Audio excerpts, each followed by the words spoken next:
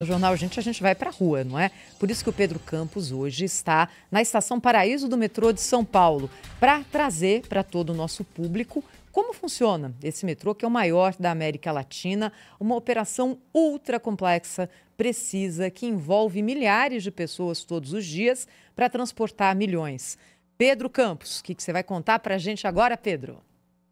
Thaís, vou trazer um entrevistado para conversar conosco, com você, com a Sônia, com o Cláudio, com os nossos ouvintes, os nossos assinantes do Band News TV, direto aqui da Estação Paraíso, ao vivo. Nós vamos conversar com o Roberto Torres, que é diretor de Engenharia e Planejamento do metrô. Roberto, obrigado por ter vindo até aqui para conversar conosco e trazer algumas informações sobre a expansão do metrô de São Paulo, porque todo mundo gosta do metrô, precisa do metrô, mas acredita que tem pouco metrô numa cidade do tamanho de São Paulo. O que o metrô está planejando? Quais são as próximas linhas que serão estendidas, criadas? O que você pode contar para os nossos ouvintes e assinantes? Bom dia.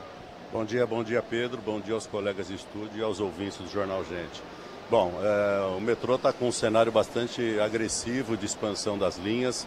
A gente tem várias obras em construção e outras nas fases de projeto e já em licitação, como é o caso da linha 19.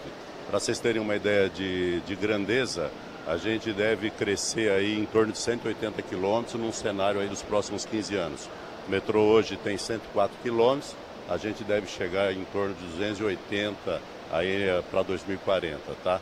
Sendo que a gente deve agora, já nos próximos anos, até 2028, entrar com duas novas linhas, que é o caso da linha 6 e da linha 17. E nesse cenário de 2040 a gente deve dobrar o número de linhas. Vamos sair das atuais 6 linhas para pelo menos 12 linhas, que é o que a gente pretende, tá? Então, de maneira, assim, linhas gerais, é isso que a gente está pretendendo. Cláudio, Sônia, Thaís, estamos aqui então para aprofundar o assunto, falar sobre mobilidade urbana, direto do metrô de São Paulo, sobre a expansão, sobre os números e também, claro, as informações necessárias. Cláudio. Então, muito bom dia a todos. Eu tenho muita curiosidade de saber sobre exatamente os números, né? Eu imagino que sejam números impressionantes, do número de pessoas, de funcionários envolvidos em toda a operação, todos os dias, para que essas pessoas que estão aí à espera do trem, que estão, né, desembarcando ou chegando, enfim, exerçam essa rotina, né? Vivam essa rotina. Quantos funcionários estão na operação de fato do metrô neste momento? Bom, o metrô hoje tem em torno de 6 mil empregados e quase metade desse quadro é dedicado às áreas de operação e de manutenção. Tá? Tudo isso para a gente atender aí somados. Isso estou falando somente das linhas operadas pelo metrô, tá? Se somadas as linhas da iniciativa privada, como é o caso das linhas 4 e 5, a gente hoje transporta em torno de 4 milhões e 500 mil passageiros dia. Pra você ter uma ideia de ordem de grandeza, isso se equivale ao que transporta hoje o metrô de Nova York, para efeito comparativo, só para ter uma ideia da dimensão. Pois é, Roberto, aqui é a Sônia. Prazer estar falando contigo. Nossa, bela reportagem aí, viu, Pedro? Parabéns. O Jornal Gente vai para a rua mesmo mostrar como é que funcionam as coisas, mostrando para todo o Brasil. Para a gente ter uma noção dessa expansão, quantas pessoas a mais vão se beneficiar disso? E eu gostaria que o senhor falasse também da importância de uma cidade como São Paulo ter essas linhas ampliadas.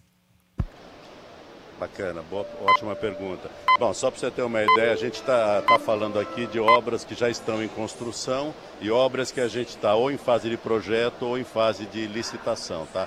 Somente dessas obras em expansão, e aí eu incluo as linhas 6 e 17, que são duas novas linhas, a gente deve colocar para dentro do sistema 1 milhão e 200 mil passageiros, tá? Quando eu olho lá no cenário daqui 15 anos, 2040, estou falando em aumentar em torno de 5 milhões de passageiros, ou seja, sair dos atuais 4 milhões e meio, indo lá para mais de 9 milhões, tá? Obviamente que o metrô, ele traz um impacto socioeconômico significativo dentro da cidade, né? Nós estamos falando aqui de mobilidade, estamos falando de integração, estamos falando de melhorar a qualidade de vida das pessoas, à medida que a gente reduz o tempo de viagem dessas pessoas e, obviamente, é o tempo que ele tem a mais para dedicar para a família, para a sua vida pessoal. A gente é muito focado aqui em sustentabilidade, enfim, a quantidade de gases de efeito estufa que a gente reduz, a quantidade de acidentes que a gente elimina ao prover uma nova linha, acreditando que o cidadão ele vai deixar o transporte e vir para o sistema público. Então, tudo isso junto é muito relevante, muito significativo para uma cidade como São Paulo. É um assunto até que me apaixona, porque eu moro em Paris. Então, você sabe, Roberto, como é que funciona aqui. Tudo é metrô. O metrô é tudo. Te leva a qualquer lugar, a qualquer quarteirão. Eu não preciso ter carro. Aqui eu não preciso ter carro, de fato. Então, queria só deixar aí meu comentário para saber que eu sou fã do metrô e que tem mais é que fazer muita expansão aí nesse transporte incrível. E é bem legal o seu comentário, porque o principal objetivo nosso na ampliação da rede não é simplesmente aumentar o número de linhas, é fazer com que essas linhas elas promovam uma real integração para o passageiro, né? De forma que ele tenha várias opções para chegar no mesmo lugar, tá? É assim que a gente prospecta aí num futuro aí ter uma malha tão integrada a ponto de você buscar a ampliação dos horários de operação. E ao fundo, não é, dessa entrevista agora que a gente faz ao vivo com o Roberto Torres, do metrô, a gente ouve os sinais sonoros do metrô tão característicos para todo mundo que usa o metrô. Você ouve esse sonzinho, ouve essa voz de locução e já sabe o que é. Roberto, dentro desse plano de expansão que você coloca aqui para a gente do metrô de São Paulo, quais locais que hoje não contam com o metrô que passarão a contar e onde vai chegar primeiro? Então, o metrô, na verdade, quando ele nasceu lá em 1968, ele nasceu com a missão de atender a região metropolitana de São Paulo, tá? A gente agora, com o advento da linha 2, a gente chegando em Guarulhos com a linha 2,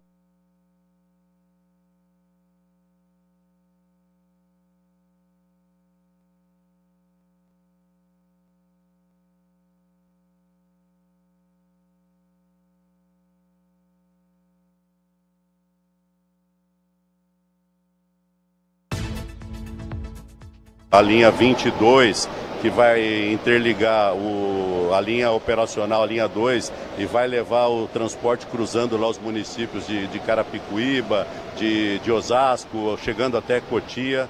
Você pega a linha 20, por exemplo, linha 20 Rosa, a gente está chegando na região do ABC, atendendo Santo André, São Bernardo, enfim.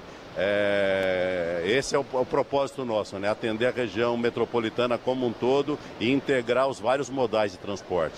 Roberto, agora tem o seguinte, tem a linha 17 que é uma pedra no sapato aí, né? Nós estamos falando de uma linha que tinha sido projetada para a Copa, o pessoal passa lá na Roberto Marinho, olha, tem já uma data, dessa vez vai sair, o que você pode trazer de informação nova para quem está acompanhando e espera tanto por essa linha aí que vai ligar o aeroporto de Congonhas ao sistema metroferroviário, né? Sim, bacana a pergunta, Pedro. A gente focou muito na linha 17 desde o começo do ano passado.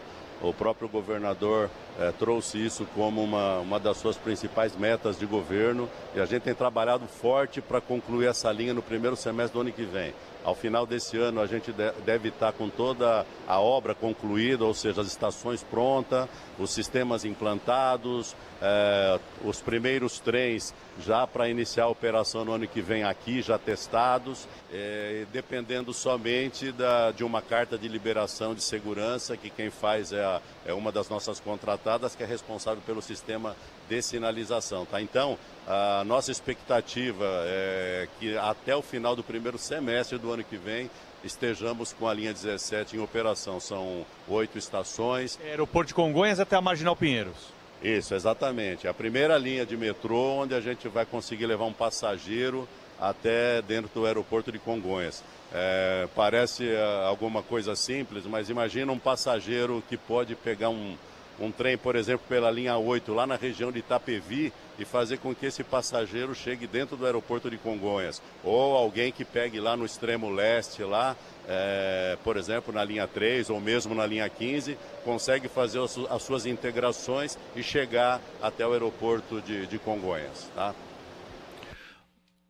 Roberto, eu tenho uma curiosidade também, eu diria que é uma extensão da pergunta da Sônia, que é o seguinte, quando você acha que será possível e em quanto tempo São Paulo poderá, por exemplo, como Paris, ser completamente interligado, todos os pontos da cidade interligados por metrô?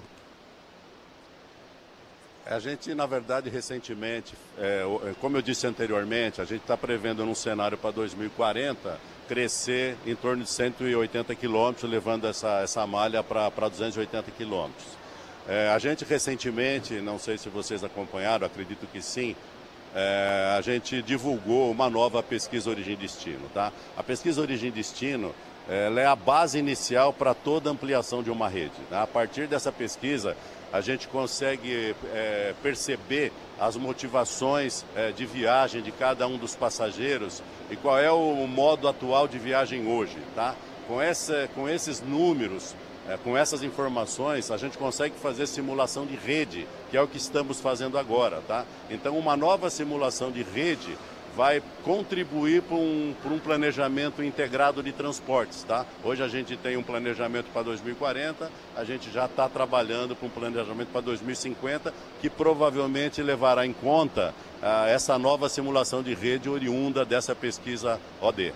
Ô Sônia, Thaís, rapidinho, deixa eu fazer uma pergunta para o Roberto que deve estar na cabeça de muita gente que está nos acompanhando. Quem anda em São Paulo hoje em dia, vai ao shopping, vai a um edifício, nós temos 4, 5 lances de subsolo. Como é que é explorar o subsolo de uma cidade como São Paulo na hora de fazer o planejamento de uma linha de metrô, Roberto? Isso parte desde o começo, onde você está analisando o cadastro de interferência, você faz um trabalho de sondagem significativo, você faz um mapeamento muito intenso para você buscar as condições do solo, tá? Por isso que você vê estações mais profundas, estações menos profundas, isso aí é trabalho de geologia e geotecnia. É mais difícil hoje em dia? Não é alguma coisa simples, mas o metrô tem um grupo de especialistas bastante forte, né, ao longo desses mais de 57 anos de estudo. Os ouvintes da Rádio Bandeirantes lembraram mais cedo, quando construiu essa linha 1 aqui lá no Jabaquara, a avenida ficou interditada, né, porque a tecnologia na época era a escavação ali braçal mesmo, né? Hoje em dia tem muito mais tecnologia, é isso que você está trazendo para nós, né? Sim, você viu recentemente a gente teve a passagem da tuneladora da linha 6 passando na região da estação São Joaquim, né? Mas tudo monitorado, a gente sabe exatamente se vai haver algum tipo de recalque, qual é esse recalque, quais são as condições para a gente poder fazer essa passagem.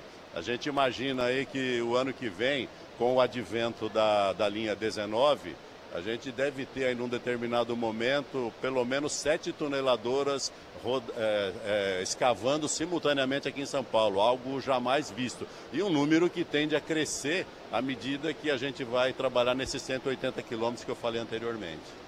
Roberto Torres conversou conosco, ele é diretor de obras e planejamento do metrô aqui de São Paulo, ao vivo no Jornal Gente. Roberto, obrigado pelas informações, bom trabalho e até uma próxima oportunidade. Sou eu que agradeço, Pedro, agradeço todos os ouvintes aqui do Jornal Gente, sobretudo os colegas de estúdio, tá? Um bom dia para nós, obrigado. Obrigada. Obrigada, Roberto. Obrigada com esse relato ao vivo agora da Estação Paraíso do metrô de São Paulo, se acompanhando em tempo real o que acontece aqui no Jornal Gente. O Jornal Gente também, aliás, presente agora num outro ponto